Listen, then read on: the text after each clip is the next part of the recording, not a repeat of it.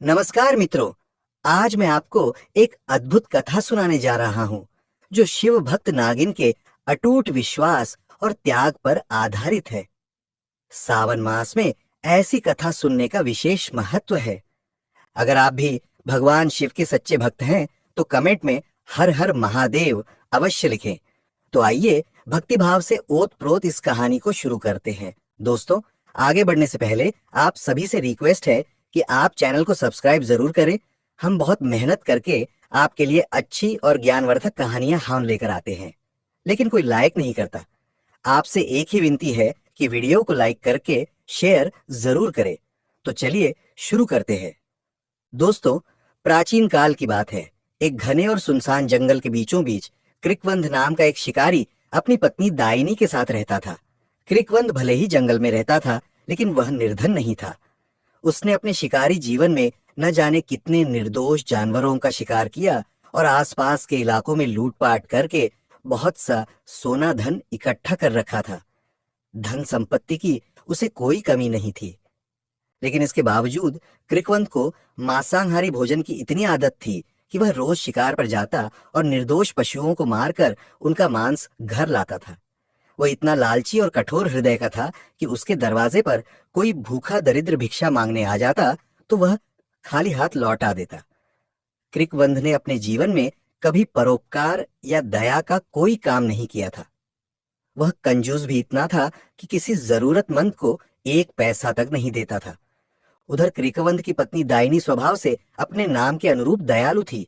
धन वैभव होते हुए भी उनके आंगन में कोई संतान नहीं थी। संतानहीन होने का दुख दाइनी के हृदय को अंदर ही अंदर खाए जा रहा था। कई बार वह अपने पति से कहती, स्वामी, हमारे पास इतना धन है कि हम किसी नगर में जाकर आराम से नया जीवन शुरू कर सकते हैं। आपको अब रोज शिकार करने की आवश्यकता नहीं, लेकिन इस धन का करेंगे भी क्या? हमारा तो कोई वारिस भी नहीं जो इन सब का सुख उठा सके।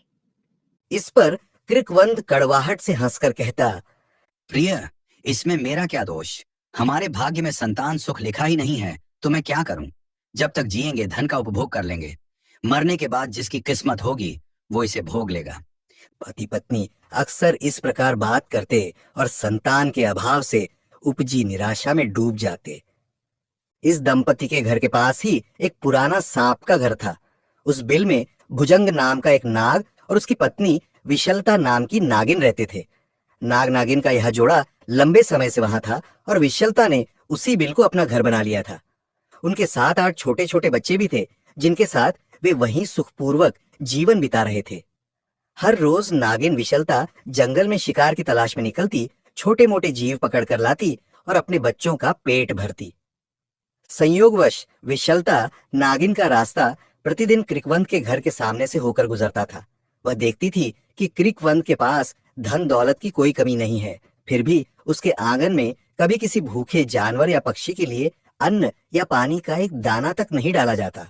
नागिन अक्सर यह सोचकर हैरान होती, कैसा आदमी है यह क्रिकवंध? इतने संसाधन होते हुए भी न कभी किसी को दान पुण्य करता है, न किसी भूखे पशु पक्षी को खाना देता है, न किसी साधु संत की सेवा करता है। बस रोज शिकार करके मासूम जानवरों को मारता है और अपने स्वार्थ के लिए धन जमा करता रहता है। कितना कठोर हृदय और कंजूस है यह इंसान। एक भोर का समय था।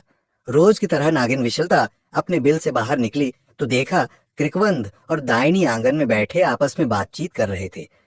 विशलता आदतन पास के झाड़ में चुपचाप बैठ गई और उनकी बातें सुनने लगी। दाइनी दुखी मन से अपने पति से कह रही थी, हे स्वामी, हमारे पास सब कुछ है, बस एक पुत्र ही नहीं है। इस धन को जुटाकर भी क्या लाभ? एक माँ के लिए माँ बनने से बढ़कर कोई सुख नहीं। मैं स्वयं को अधूरी महसूस करती हूँ। दाइनी के स्वर में वेदना थी। क्रिकवंध ने उसे समझाते हुए कहा, प्रिय, जो हमारे नसीब में नहीं उसे पाने का प्रयास व्यर्थ है। पुत्र की इच्छा मेरे भी मन में है, पर भाग्य में यदि संतान नहीं लिखी तो हम कुछ नहीं कर सकते। दोनों की आंखें नम थीं। नागिन विशलता पास ही छिपकर उनकी सारी बातें सुन रही थी।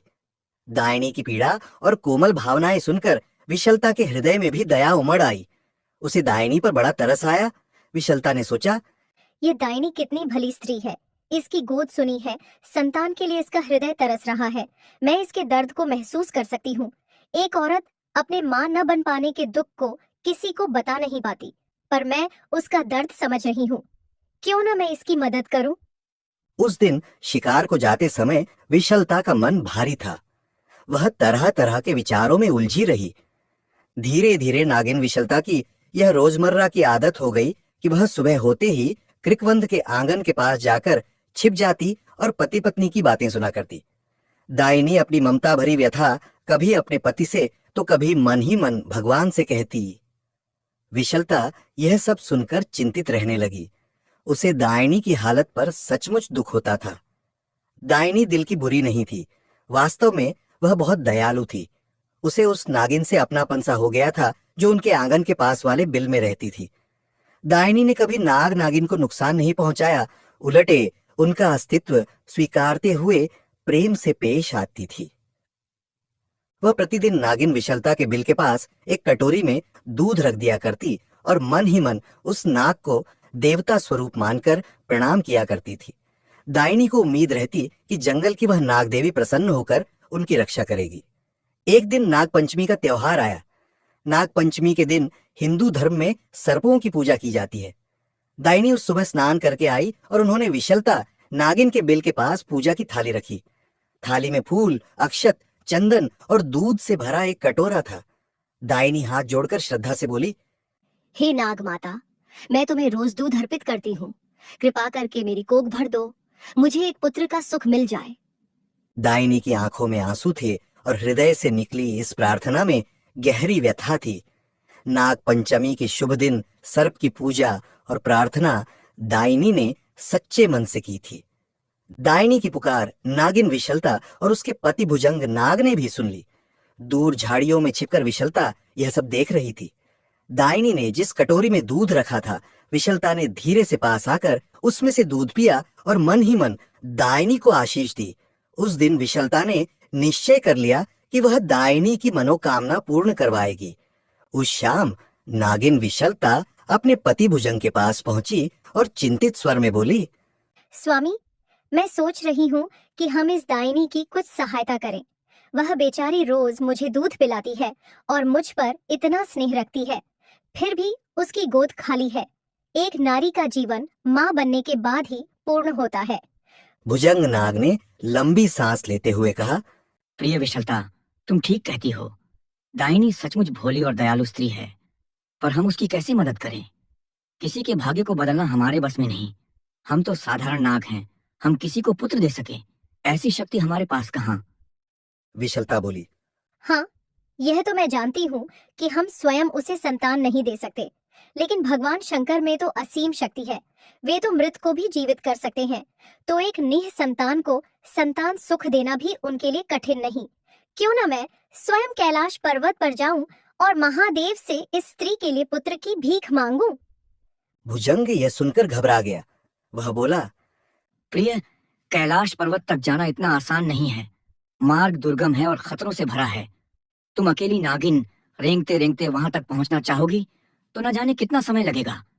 रास्ते में शिकारी पक्षी तुम्हारे लिए जानलेवा साबित हो सकते हैं। विशलता को मानो कोई भय ही नहीं था। उसने उत्तर दिया, स्वामी, आपकी चिंता उचित है, पर मैंने पहले ही इंतजाम कर लिया है। मैं गरुड़ देव से निवेदन करूंगी कि वे मुझे कैलाश तक पहुंचा दें। वे मेरे भ्राता समान हैं और महादेव के भक्त भी हैं। मेरी बात अवश्य मानेंगे। भुजंग जानते थे कि विशलता निर्णय ले चुकी है, अतः उन्होंने उसे आशीर्वाद दिया और सावधान रहने को कहा। विशलता ने अपने बच्चों को प्यार से विदा करते हुए समझाया, बच्चों, मैं कुछ दिनों के लिए बाहर जा रही हूँ। तुम सब अपना ख्याल रखना। पिताजी जो कहें मानना और समय पर भोजन करना। उस रात चंद्रमा की हल्की रोशनी जंगल पर पड़ रही थी जब विशलता अपने बिल से बाहर निकली। सामने विशाल अंधकारमय जंगल फैला हुआ था, जिसके पार कहीं बहुत दूर हिमालय की पर्वतमालाएं थीं, जहां कैलाश पर्वत स्थित था। विशलता ने भोलेनाथ का स्मरण किया और यात्रा शुरू की। छोटी सी नागिन विशलता रेंगते रेंगते घने जंगल से निकलकर खुले मैदानों की ओर बढ़ चली। वह भूखी प्यासी ही थी, क्योंकि उस दिन भावुक दाइनी की प्रार्थना सुनकर उसका मन भोजन करने का रहा ही नहीं था। उसने व्रत सा रख लिया था और प्रण किया कि काम पूरा होने के बाद ही अन्न जल ग्रहण करेगी। कुछ दूर जाने पर विशलता को एक ऊंचा वृक्ष दिखाई दिया जिस पर गरुड़ देव बैठे थे। गरुड़ श्री विष्णु के वाहन विशाल पक्षी रूप में आकाश से नीचे उतरे हुए थे। विशलता ने साहस कर उन्हें पुकारा, हे भ्राता गरुड़, क्या आप मेरी मदद करेंगे? मुझे कैलाश पर्वत तक जाना है। महादेव के पास अति आवश्यक कार्य से जा रही हूँ। महादेव का नाम सुनते ही गरुड़ देव चौकन्ने हुए। वे नागों के शत्रु माने जाते हैं, पर इस स्थिति में उन्होंने बैर भाव भुलाकर पूछा, हे नागिन, तुम महादेव के पास क्यों जाना चाहती हो? विशलता ने संक्षेप में दायनी की दुखभरी कहानी गरुड़ को बता दी और कहा कि वह शिवजी से उस दंपत्ति के लिए पुत्र चाहती है। गरुड़ ने यह सुनकर गंभीरता से सिर हिलाया और बोले, तुम्हारा हृदय बहुत उदार है बहन। महादेव के भक्त की विनती ठुकराना उचित नहीं। आओ, तुम्हें मैं यथासंभव तेजी से तुम्हें कैलाश के निकट तक छोड़ दूंगा। गरुड़देव विशलता को अपने पंजों में पकड़ लिया और अपने शक्तिशाली पंख फैलाकर आकाश में उड़ चले। नीचे असीम जंगल, नदियां, पर्वत और घाटियां पीछे छूटने लगे। रात से सुबह और सुबह से फिर रात होती गई। इस प्रकार कई दिन रात बीत गए। विशलता गरुड़ की पीठ से चिपकी हुई भोलेनाथ का नाम जपते हुए अपनी मंजिल के करीब पहुंचने की प्रतीक्षा कर रही थी। उसने पानी की एक बूंद भी ग्रहण नहीं की थी, फिर भी महादेव पर उसकी श्रद्धा ने उसे गिरने नहीं दिया। अंततः हिमालय की पवित्र पर्वत श्रृंखलाएं दिखने लगी। बर्फ से ढकी चोटियों के मध्य सबसे विशाल और दिव्य कैलाश पर्वत अपने पूर्ण गौरव के साथ खड़ा था। गरुड़देव कैलाश के पास एक घाटी में उतरे और विशलता से बोले, बहन, देखो सामने कैलाश पर्वत है। अब यहाँ से आगे मैं नहीं जा सकता। आगे भगवान शिव का पवित्र क्षेत्र आरंभ हो जाता है। अभी श्रावण मास चल रहा है और हाल में मैंने मांस भक्षण किया था। अगर मैं पवित्र क्षेत्र में प्रवेश करूंगा तो अपनी अशुद्धि के कारण भस्म हो जाऊंगा।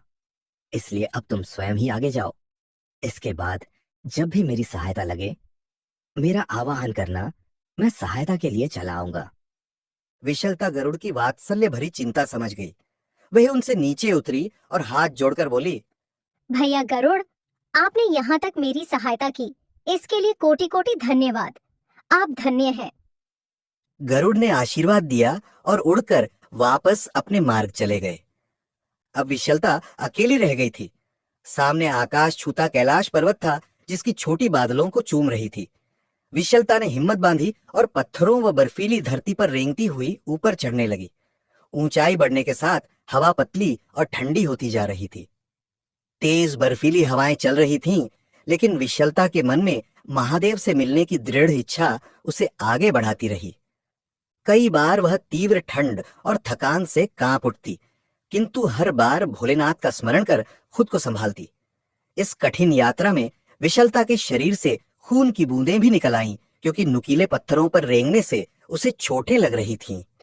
फिर भी उसने हार नहीं मानी और एक एक कदम बढ़ाती गई।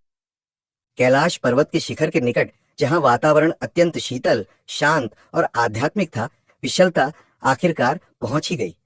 उसने देखा कि वहां चारों ओर अद्भुत शांति है। हिमालय की चोटियों पर सूर्योदय की सुनहरी आभा फैली हुई है। थोड़ी ही दूर पर माता पार्वती कमल के आसन पर ध्यान मग्न बैठी थीं और समीप ही भगवान शंकर गहन समाधि में लीन थे। उनके चारों ओर नंदी, भृंगी आदिगण तपस्यारत थे।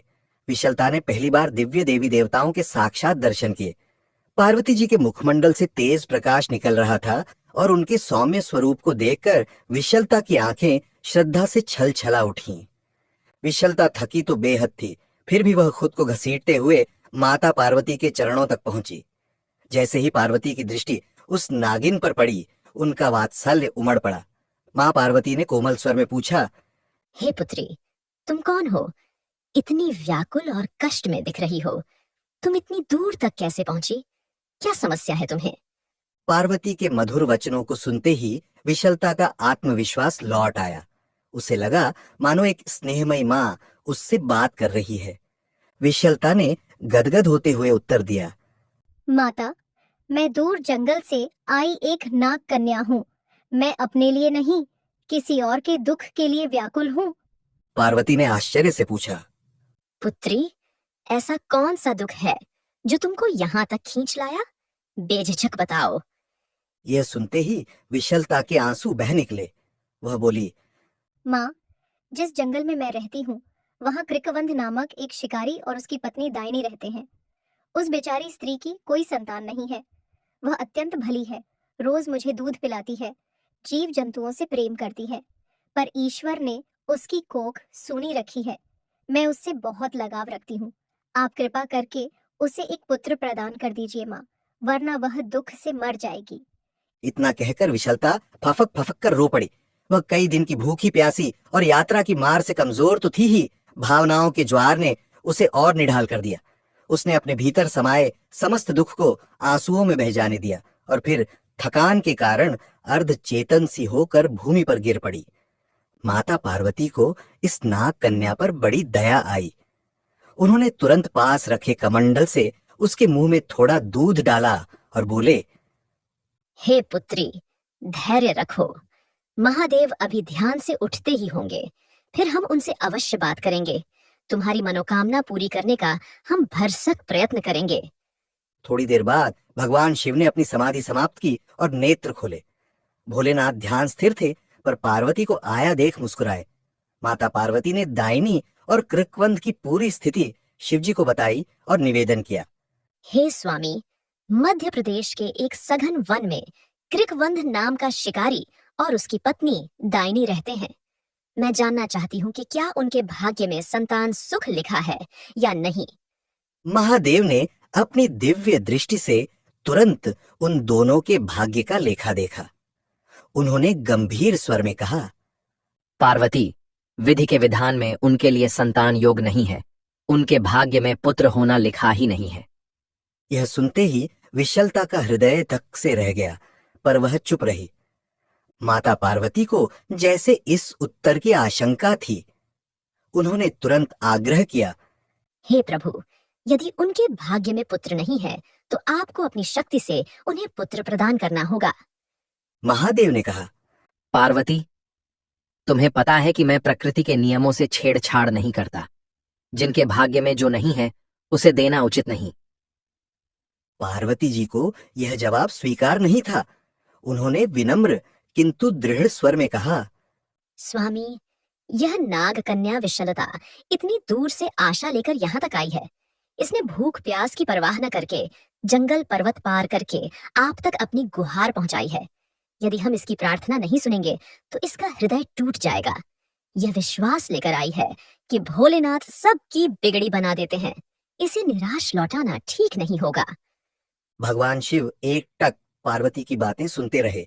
वे जानते थे कि माँ पार्वती जिन पर कृपा दृष्टि डाल दें, उनके लिए वह सिफारिश बार बार करती है। शिवजी ने मंद मुस्कान के साथ पार्वती से कहा, हे पार्वती, तुम भी ना हर बात पर जिद पकड़ लेती हो और तुम्हारी हर जिद मुझे अंततः माननी ही पड़ती है। अच्छा, तुम्हारे आग्रह पर मैं उन कृकवंध और दाइनी को पुत्र प्राप्ति का वरदान देता हूँ। तथास्तु। महादेव के मुख से तथास्तु निकलना था कि नागिन विशलता के मुख पर खुशी की चमक दौड़ गई। उसने सुना कि भगवान शिव ने वरदान दे दिया है। वह तेजी से महादेव के चरणों में गिरी और बार बार उनका धन्यवाद करने लगी। शिवजी ने उसे आशीष देते हुए हाथ उठाया, पर साथ ही गंभीर स्वर में बोले, हे विशलता, जरा ठहरो। मैं यह वरदान जरूर दे रहा हूं, किंतु तुम्हें उन दंपति को समझाना होगा कि वे अपना जीवन सुधारें। विशलता ने चकित होकर पूछा, प्रभु, आपका क्या अर्थ है? महादेव ने समझाया, कृकवंध जो शिकारी है वह अकारण निर्दोष प्राणियों की हत्या करता है, पाप कर्म में लिप्त है। दोनों पति पत्नी न तो कोई दान पुण्य करते हैं न भक्ति पूजा। यदि इन्हीं पाप प्रवृत्तियों के चलते उन्हें पुत्र हुआ तो उस बच्चे की आयु बहुत कम होगी। उसके जन्म के बाद भी उनके पापों का फल उसे भुगतना पड़ेगा और वह अल्पायु में मृत्यु को प्राप्त होगा। इसलिए उन्हें अपने नास्तिक और अधार्मिक आचरण को त्यागना होगा। कृकवंध को मासूम जीवों का शिकार तुरंत बंद करना होगा। उन्हें परोपकार, दया और भक्ति का मार्ग अपनाना होगा। तभी उनका कल्याण होगा और उनके पुत्र की आयु लंबी हो पाएगी। विशलता ने शीश झुकाकर विनम्रता से कहा, हे प्रभु, मैं अपनी ओर से पूरी कोशिश करूंगी कि वे लोग सुधर जाएं, जीव हत्या छोड़ दें और धर्म कर्म करने लगें। मैं उन्हें समझाऊंगी। बस एक बार उन्हें पुत्र सुख मिल जाए। भोलेनाथ विशलता की निस्वार्थ भावना से अति प्रसन्न हुए। उन्होंने उदार स्वर में कहा, तुम्हारी भक्ति और सेवा भावना को नमन। तुम्हारी इच्छा पूर्ण होगी। मैं अपने त्रिनेत्र के अश्रु से तुम्हारी मनोकामना पूरी करता हूँ। जाओ, उन दंपति को शीघ्र ही पुत्र रत्न की प्राप्ति होगी। विशलता महादेव और माता पार्वती को बारंबार प्रणाम कर धन्य महसूस कर रही थी। महादेव ने प्रसन्न होकर वरदान देते हुए विशलता को आशीष दिया। फिर महादेव ने दायनी पर अनुकंपा करते हुए अपनी शक्ति से विशलता को पलक झपकते उसी जंगल में कृकवंद के घर के पास पहुंचा दिया, ताकि उसे वापस लौटने में कष्ट न हो। महादेव के वरदान के अनुसार कुछ ही समय बाद दायनी गर्भवती हो गई। नवंबर की हल्की ठंडी रातों के बाद वसंत आया और फिर ग्रीष्म बीती। लगभग 9 महीनों के पश्चात सावन मास की पहली ही तारीख को दायनी ने एक सुंदर गोल मटोल पुत्र को जन्म दिया। कृकवंद और दायनी की खुशी का ठिकाना न रहा। जिसे वे बरसों से तरस रहे थे, वह सुख उन्हें आखिर मिला था। दायनी की सूनी गोद भर गई थी। उसने आंचल में अपने लाडले को लेकर भगवान का धन्यवाद किया और खुशी के आंसू बहाए। कृकवंद भी भाव विभोर था। यद्यपि वह भगवान में ज्यादा विश्वास नहीं रखता था, फिर भी उसे आभास हुआ कि यह चमत्कारिक संतान उसे ईश्वरीय कृपा से मिली है। आसपास के जान पहचान वाले लोग भी इस अनोखी घटना से हैरान थे कि वर्षों बाद इन दंपत्ति को संतान की प्राप्ति हुई। विशलता नागिन दूर से यह आनंद दृश्य देख रही थी। दायनी ने अपने आंगन में नाग देवता को प्रणाम करते हुए ढेर सारा दूध और नैवेद्य अर्पित किया, क्योंकि उसे विश्वास था कि नागदेव की कृपा से ही उसे पुत्र रत्न मिला है। विशलता ने भी वह दूध ग्रहण किया और हर्ष से भरी हुई अपने पति भुजंग तथा बच्चों को यह खुशखबरी सुनाने बिल में चली गई। आज सचमुच उसके परिश्रम का फल मिला था। दिन पर दिन बीतते गए। कृकवंद और दायनी के जीवन में जैसे बहार आ गई थी। अब उनका सारा ध्यान अपने बालक पर केंद्रित था। उसे खिलाना, उससे बातें करना, उसके साथ खेलना, उनका हर दिन आनंदमय गुजरने लगा। नागिन विशलता रोज पास के झुरमुट में छिपकर उस बालक को देखती और मन ही मन आशीष देती। बालक सचमुच बहुत सुंदर था। उसकी चमकती आंखें और माथे पर हल्का सा चिन्ह मानो संकेत देता था कि स्वयं महादेव की कृपा उससे जुड़ी है। विशलता यह सब देखती तो उसका हृदय गर्व और खुशी से भर जाता। 1 वर्ष बीत गया। सावन का पवित्र महीना फिर आया और चला गया। फिर दूसरा वर्ष भी निकल गया। इस तरह तीसरा, चौथा सावन भी बीत गया। अब उस बालक की उम्र लगभग 4 वर्ष हो चुकी थी और 5वां सावन आने वाला था। 4 वर्ष का होते होते वह बालक बहुत चंचल और प्यारा हो गया था। दायनी उसे प्यार से गोद में लिए घूमती और कृकवंद भी शिकार से लौटने के बाद उससे खेलता। नागिन विशलता दूर से यह देखती तो प्रसन्न होती, किंतु एक चीज ने उसे उदास कर दिया। इतना समय बीत जाने पर भी कृकवंद और दायनी में कोई परिवर्तन नहीं आया था। शुरू के कुछ महीनों तक दायनी ने संकल्प किया था कि वह ईश्वर को धन्यवाद देने मंदिर जाएगी, दान पुण्य करेगी, लेकिन शिशु के लालन पालन में व्यस्तता के कारण वह सब पीछे छूट गया। कृकवंद तो पहले जैसा नास्तिक और कठोर था ही। बेटे के होने के बाद भी उसमें कोई सुधार नहीं आया था। वह अब भी प्रतिदिन शिकार खेलने जाता और निर्दोष जीवों का रक्त बहाता। वह पहले से भी अधिक गर्वीला और अहंकारी हो गया था। उसे लगता, देखा, मेरे भाग्य में संतान नहीं थी, फिर भी मेरी ताकत और पुरुषार्थ से मुझे पुत्र मिल गया। वह इस चमत्कार को भी अपनी ही श्रेष्ठता मान बैठा और ईश्वर को धन्यवाद देना तो दूर, उसने पशु हत्या जारी रखी। न कभी किसी को दान दिया और न अपने गलत काम छोड़े। विशलता यह देख देखकर अंदर से कांप उठती थी। उसे याद था कि भोलेनाथ ने स्पष्ट चेतावनी दी थी, यदि वे अपनी दुष्प्रवृत्तियां नहीं छोड़ते तो उनके पुत्र की आयु बहुत कम होगी। अब जबकि 5वां सावन आने ही वाला था, विशलता को दिन रात यही चिंता सताने लगी कि कहीं उस मासूम बालक पर कोई अनर्थ न आ जाए। उसे रातों को नींद नहीं आती और दिन में भी वह बेचैन सी इधर उधर घूमती रहती। एक दिन वह वहीं झाड़ियों में छिपी थी जब उसने दायनी और कृकवंद की बातें सुनी। दायनी कह रही थी, स्वामी, हमें अपने पुत्र के लिए कुछ पूजन दान कर लेना चाहिए। भगवान की दया से हमें यह सुख मिला है। कृकवंद हंसकर बोला, अरे भाग्यवान, ये सब तुम्हारे मन के वहम हैं। मेरे पुरुषार्थ और ताकत का फल है ये लड़का। मुझे ना किसी नाग देवता ने दिया, ना किसी भगवान ने। तुम्हें विश्वास करना है तो करो, मैं इस भाग्य भगवान को नहीं मानता। यह कहकर वह अपने शिकार पर चल दिया और दायनी दुखी मन से उसे जाता देखती रही। विशलता नागिन ने यह बात सुनी तो क्रोध और दुख से उसकी आंखों में आंसू आ गए। उसने सोचा, मैं इतनी दूर कैलाश होकर आई, इनको वरदान दिलाया, पर ये लोग अब तक नहीं सुधरे। अगर ऐसे ही रहा तो भोलेनाथ के वचन के अनुसार इस बच्चे की आयु बहुत छोटी रह जाएगी। नहीं, मैं ऐसा कभी नहीं होने दूंगी। लेकिन तुरंत ही वह असमंजस में पड़ गई। मैं इन्हें समझाऊं तो कैसे? मेरी भाषा तो ये समझ नहीं सकते। मैं सामने जाऊंगी तो कृकवंध मुझे मारने दौड़ेगा या डरकर भाग जाएगा। संकेतों से भी इनको कौन समझाए? विशलता मन ही मन व्याकुल होने लगी। उसे अपने प्रयत्न विफल होते नजर आने लगे। उस रात विशलता छटपटाती रही।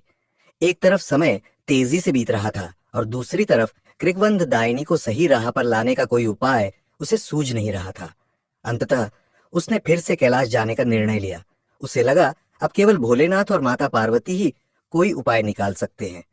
वह तुरंत उठी और अपने बच्चों व पति से विदा लेने लगी। भुजंग ने चिंतित होकर पूछा, अब क्या हुआ प्रिय? विशलता बोली, स्वामी, मुझे फिर कैलाश पर्वत पर जाना होगा। मैं उन महान प्रभुओं से ही प्रार्थना कर सकती हूँ कि वे हस्तक्षेप करें, नहीं तो अनर्थ हो जाएगा। तुम सबका ध्यान रखना। भुजंग जानते थे कि उसे रोकना असंभव है, सो उन्होंने उसे सावधानी बरतने को कहा। विशलता ने इस बार अकेले ही कैलाश की राह पकड़ ली। विशलता पहले से अधिक तेजी से रास्ता पार करने लगी। वह उसी वृक्ष नीचे पहुंच गई जहां पर उसे गरुड़ जी मिले थे। उसने गरुड़ जी का आवाहन किया। उसकी करुण पुकार सुनकर गरुड़ जी प्रकट हुए और उसे फिर से लेकर कैलाश पर्वत के पास पहुंच गए। उसे वहां पर छोड़कर गरुड़ फिर से उड़ गए। वहां से वह रेंगते रेंगते कैलाश पहुंच गई। दूसरी बार कैलाश पर्वत पर पहुंचकर नागिन विशलता सीधे मां पार्वती के चरणों में जा गिरी। बिलखते हुए उसने पत्थर से फर्श पर अपना मस्तक पटक दिया। मां पार्वती चकित होकर बोली, अरे पुत्री विशलता, अब क्या परेशानी आ गई तुम्हें? तुम्हारी तो मनोकामना पूर्ण हो गई। तुमने कहा था तो हमने कृकवंध और दायनी को पुत्र दिलवा दिया, फिर दोबारा यहाँ क्यों आई हो? विशलता ने रोते हुए जवाब दिया, माता, आपने सही कहा। आपकी कृपा से उन्हें पुत्र प्राप्त हुआ, पर मैं उन्हें नास्तिक से आस्तिक नहीं बना पाई। मैं उन्हें धर्म के मार्ग पर नहीं ला सकी। वे दोनों पति पत्नी अभी भी वैसे ही हैं। न मंदिर जाते हैं, न दान पुण्य करते हैं, न भगवान नाम का जप करते हैं। कृकवंध तो अब भी निष्दिन शिकार कर जीवों की हत्या कर रहा है। मैंने कई तरह से प्रयास किए, पर मेरी भाषा वे नहीं समझ सकते और मेरे इशारों को भी नहीं समझ पाए। मैं हार गई माँ। इतना कहते कहते विशलता फूट फूट कर रोने लगी। उसी समय भगवान शिव भी वहां आ गए। उन्होंने पूछा, क्या बात है पार्वती? माता पार्वती ने विषाद भरे स्वर में कहा, स्वामी, वही हुआ जिसका आपको भय था। वे लोग अब तक नहीं सुधरे। शिवजी ने सिर हिलाते हुए भारी आवाज में कहा, मैंने पहले ही कहा था पार्वती, यदि वे नहीं सुधरे तो पुत्र अल्पायु होगा। अब वह बालक 5वें वर्ष में है और उसके ऊपर संकट नजदीक है। ये सुनते ही विशलता की सिसकियां और तेज हो गईं। वह बोली, हे माँ, ऐसा नहीं होना चाहिए। उस बालक ने कोई दोष नहीं किया। उसे उसके माता पिता के पाप की सजा न मिले। उसे दीर्घायु होना ही चाहिए, अल्पायु नहीं। विशलता रोते रोते माता पार्वती के चरणों से लिपट गई और अपना मस्तक पटकने लगी। वह जानती थी कि पिता से कुछ मनवाना हो तो माँ को मना लो, तो पिता भी मान जाते हैं। इसलिए वह पार्वती जी से करुण विनती करने लगी, मातेश्वरी, मेरी तपस्या व्यर्थ न जाए। मैंने जिस उद्देश्य से प्राण संकट में डाल यह सब किया, वह असफल न हो। कुछ कीजिए माँ। माता पार्वती के हृदय में अपार दया उमड़ आई। उन्होंने विशलता को उठाकर कहा, हे पुत्री, धीरज रखो, हम अवश्य कोई मार्ग निकालेंगे। फिर उन्होंने महादेव की ओर देखकर प्रेम पूर्वक निवेदन किया, हे स्वामी, इस नाग कन्या की तपस्या व्यर्थ नहीं जानी चाहिए। अगर उस बच्चे को कुछ हुआ तो इसकी आत्मा तड़प उठेगी। आपको ही कुछ उपाय करना होगा। विशलता ने स्वयं एक प्रस्ताव रखा। उसने हाथ जोड़कर कहा, माताजी, अगर आप और भोलेनाथ स्वयं वहां जाकर कृकवंद और दाइनी को सद्बुद्धि दें, उन्हें सही रास्ते पर ले आए, तो शायद बात बन जाए। आपकी कृपा दृष्टि मात्र से वे लोग बदल सकते हैं। पार्वती जी ने महादेव की ओर प्रश्नवाचक दृष्टि से देखा। शिवजी ने मुस्कुराते हुए स्वीकृति में सिर हिला दिया और बोले, ठीक है, हम शीघ्र ही तुम्हारे बताए उन भक्तों के द्वार पर प्रकट होंगे। तुम निश्चिंत होकर लौट जाओ। यह सुनकर विशालता ने कृतज्ञता से झुककर शिव पार्वती को प्रणाम किया और वापस अपने जंगल की ओर चल पड़ी। कुछ ही दिन बाद सावन मास के सोमवार का पवित्र दिन आ पहुंचा। उस दिन सुबह कृकवंद शिकार पर जाने की तैयारी कर रहा था और दायनी घर के आंगन को लीप पोतकर साफ कर रही थी। अचानक द्वार पर किसी ने आवाज लगाई, कोई है? भोले के भंडारी को भिक्षा मिलेगी। दायनी ने चौंक कर बाहर देखा। द्वार पर दो वृद्ध साधु संत खड़े थे, एक पुरुष साधु और साथ में एक वृद्ध महिला साध्वी। दोनों ने भगवा वस्त्र धारण कर रखे थे, बाल जटा झूट बंधे थे और माथे पर भस्म त्रिपुंड का चिन्ह चमक रहा था। दरअसल ये और कोई नहीं, स्वयं महादेव और माता पार्वती थे, जो मानव वेश में वहां प्रकट हुए थे। कृकवंध ने बाहर झांका तो इन अनजान साधुओं को देख उसका मुंह बन गया।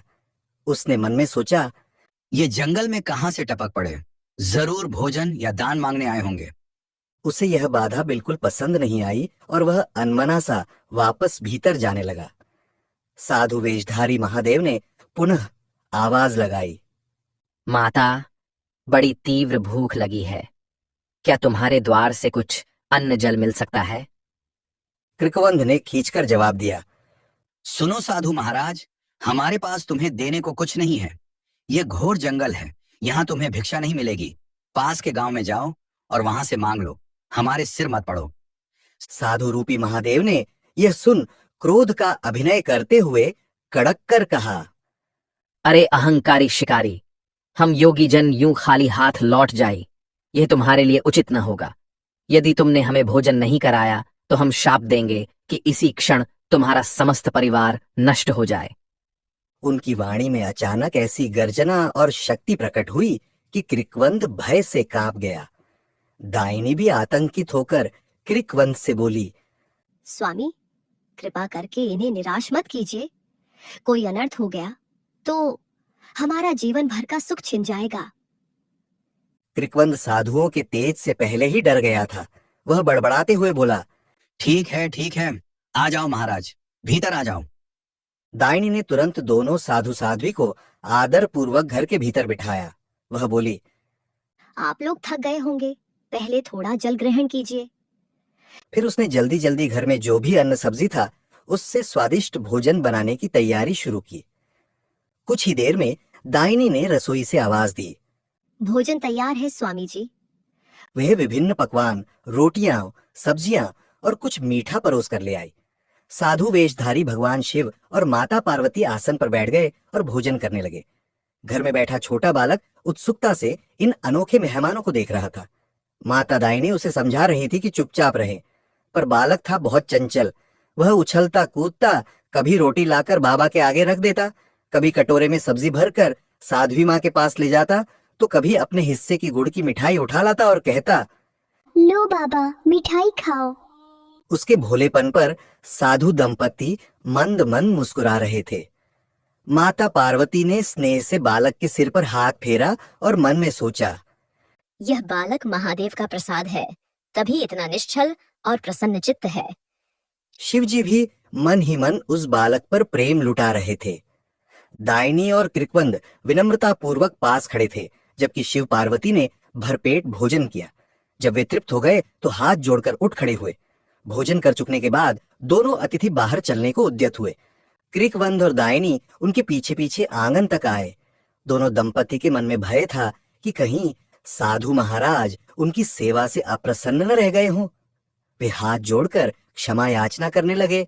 महाराज, यदि सेवा में कोई त्रुटि रह गई हो तो कृपया क्षमा कर दीजिएगा।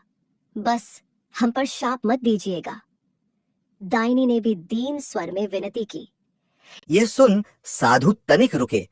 उन्होंने पलटकर कृकवंध दायनी की ओर देखा। अब उनके चेहरे पर क्रोध नहीं बल्कि गहन गांभीर्य था। शिवजी ने कठोर स्वर में कहा, हे कृकवंध और दायनी, ध्यान से हमारी बात सुनो। तुमसे भारी भूलें हुई हैं और तुम अब तक उन भूलों पर चलते जा रहे हो। यदि तुम अब भी नहीं संभले तो शीघ्र ही तुम्हारे पुत्र पर घोर संकट आने वाला है। याद रखना, तुम्हारा यह बालक बहुत जल्द इस दुनिया से विदा हो जाएगा अगर तुमने अपना आचरण नहीं सुधारा। उनकी यह चेतावनी सुनकर मानो बिजली गिर पड़ी। दायनी की आंखें भय से फैल गईं और कृकवंध के तो पैरों तले जमीन खिसक गई। वे तुरंत दोनों साधु संतों के चरणों में गिर पड़े। रोते हुए कृकवंध बोला, बाबा, हमसे बहुत पाप हुए हैं, पर अब हम क्या करें? बुढ़ापे में हमें ये पुत्र रत्न मिला है और हम इसे खोना नहीं चाहते। कोई राह बताइए, हम आपके बताए मार्ग पर चलेंगे। दायनी भी रोते रोते गिड़गिड़ाने लगी। महाराज, हम अनजाने में भटके रहे, कृपा कर हमें सही राह दिखाइए। साधु रूप में शिवजी ने दोनों को उठने का संकेत किया और दृढ़ आवाज में बोले, खड़े हो जाओ और ध्यान लगाकर सुनो। आज के बाद अगर कोई भूखा निर्धन तुम्हारे द्वार पर आए तो उसे खाली हाथ मत लौटाना। अपने पास जो हो सके दान किया करो। परोपकार की भावना रखो। सबसे बड़ी बात, कृकावंध, तुम्हें निर्दोष पशु पक्षियों का शिकार तत्काल बंद करना होगा। जीव हत्या महापाप है और इसी पाप का फल तुम्हारे पुत्र को भुगतना पड़ेगा अगर तुम नहीं रुके। इसलिए अब कोई भी हिंसा का कार्य मत करना। आसपास जरूरतमंदों की सहायता करो, पशु पक्षियों को अन्न जल दो।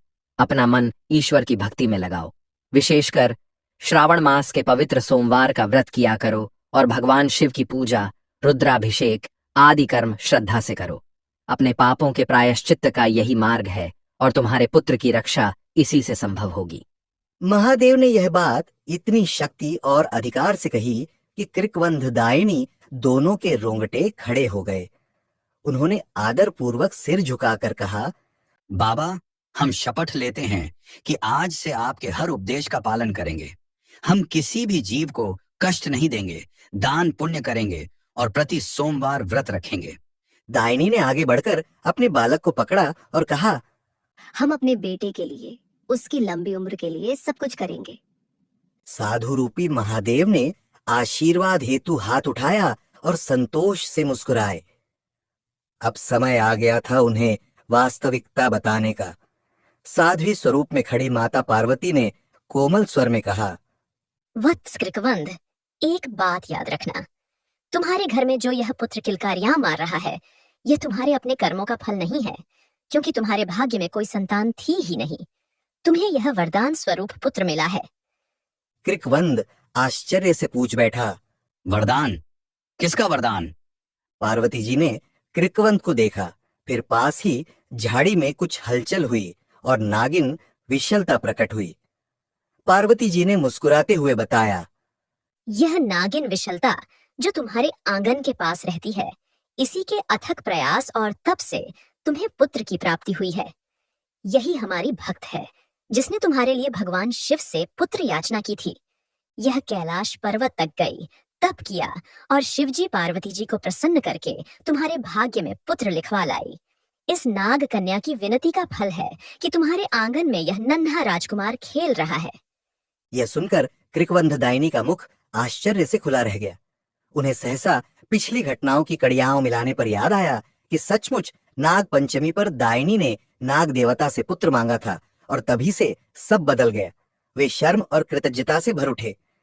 दायनी ने आगे बढ़कर नागिन विशलता के सामने दंडवत प्रणाम किया और भाव विह्वल होकर बोली, हे बहन, तुम तो देवदूत निकली। तुम्हारे कारण ही मुझे माँ बनने का सौभाग्य मिला।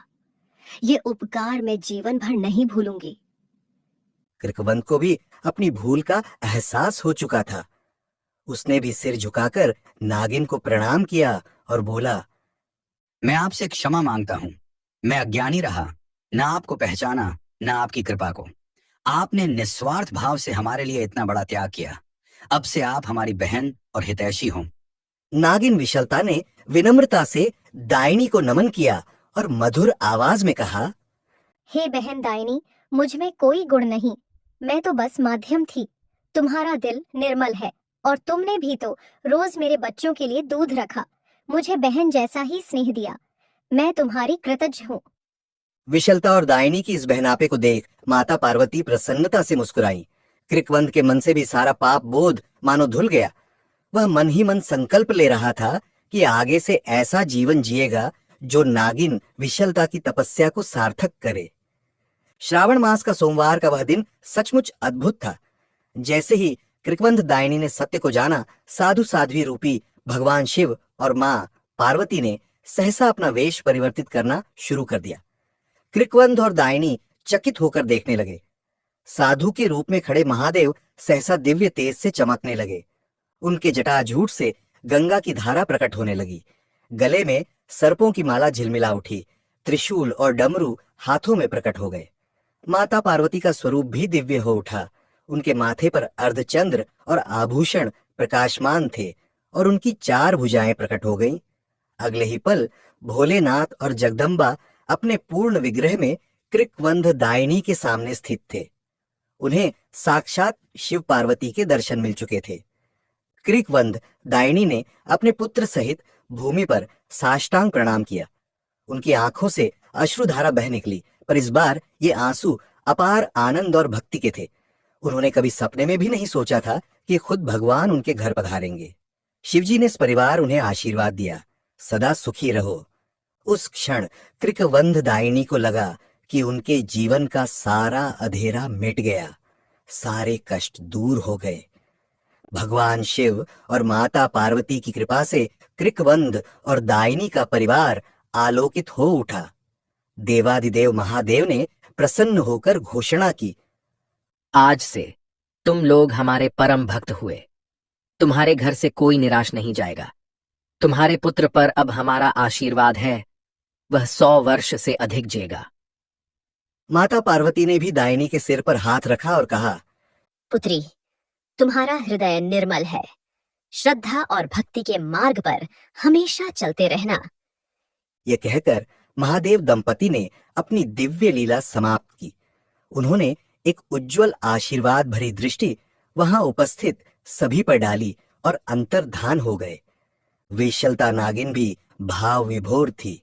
उसने महादेव को जाते हुए हाथ जोड़कर नमन किया। उस शाम कृकवंध और दायनी ने खुशी खुशी मिलकर नागिन विशलता के साथ श्रावण सोमवार का व्रत विधिपूर्वक किया। उन्होंने महादेव का रुद्राभिषेक किया, बेलपत्र धतूरा चढ़ाया और अपने पुत्र को गोद में लेकर भोलेनाथ की आरती उतारी। जंगल का वह कोना भक्ति के प्रकाश से आलोकित था। कृकवंध अब पूर्ण रूप से बदल चुका था। उसने अपने शिकार के सभी उपकरण तोड़ डाले और प्रण किया कि अब से वह जीवों की रक्षा करेगा, न कि उनका वध। दायनी ने घर आए साधु संतों और भूखों को भोजन कराने का नियम बना लिया। नागिन विशलता और उसका परिवार भी मन ही मन महादेव का गुणगान कर रहा था। उस वर्ष श्रावण मास का उत्सव कृकवंध के परिवार ने धूमधाम से मनाया। उन्होंने आसपास के गांव के ब्राह्मणों को भोजन करवाया, गरीबों में अनाज वस्त्र दान किए और पूरे माह भगवान शिव का पूजन किया। हर सोमवार को कृकवंध दायनी सपरिवार व्रत रखते और शिवालय जाकर जलाभिषेक करते। नागिन विशलता भी बिल से निकलकर पास स्थित शिवलिंग की परिक्रमा करती, मानो वो भी उपवास में शामिल हो। इस प्रकार सभी ने भगवान की कृपा से प्राप्त अपने जीवन के सुख को भरपूर सराहा और धन्यवाद दिया। प्रिय दर्शकों, आशा है आपको शिव भक्त नागिन की यह अद्भुत कहानी अवश्य पसंद आई होगी। अगर कथा ने आपके हृदय को छुआ हो तो इसे लाइक करें और कमेंट में सच्चे दिल से हर हर महादेव अवश्य लिखें। ऐसी ही भक्तिमयी और प्रेरणादायक कहानियों के लिए हमारे चैनल को सब्सक्राइब करना न भूलें। आप सभी को हार्दिक धन्यवाद। भगवान शिव आपकी सारी मनोकामनाएं पूर्ण करें और आप पर सदैव अपनी कृपा बरसाते रहें। हर हर महादेव।